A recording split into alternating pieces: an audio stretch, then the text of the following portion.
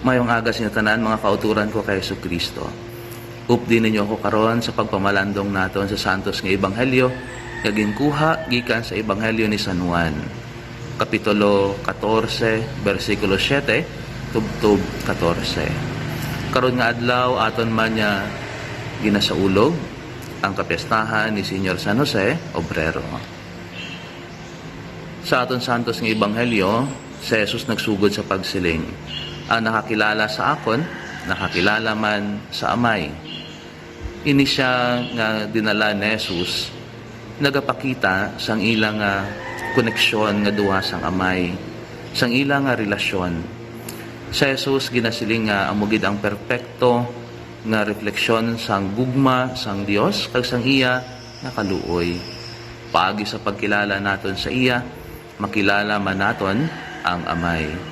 Ang ini nga kamatuoran, yara sa tagsa-tagsa katagipusoon sang tanan nga mga Kristiyano. Kung kilala naton sa Jesus, kilala man naton ang amay. Nagpadayon sa Jesus sa pagsiling, ang nakakita sa akon, nakakita man sa amay. Paagi sa kabuhi ni Jesus, sa iya nga mga buluhaton, sa iya nga pagpanudlo, agalabi sa tanan, sa iya nga pagsakripisyo sa krus. Ang gugma kag presensya sang Dios ginpakita sa tanan nga mga katawhan. Pinalangga nga mga kauturan kung aton gid usisaon ang kabugusan sang kabuhi ni Jesus. Makita naton nga ini amugid ang konkreto nga plano sang Dios. Pag nagapakita man sang pagka-Dios ni Jesus.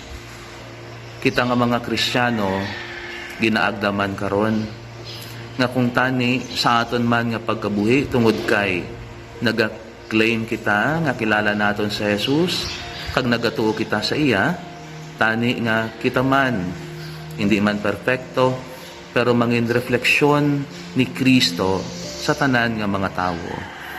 Ang aton kuntani nga mga buhat, ang aton tani nga mga hambal, kag ang aton nga pagginawi, tani nagapakita nga kita tutuod nga mga Kristiyano.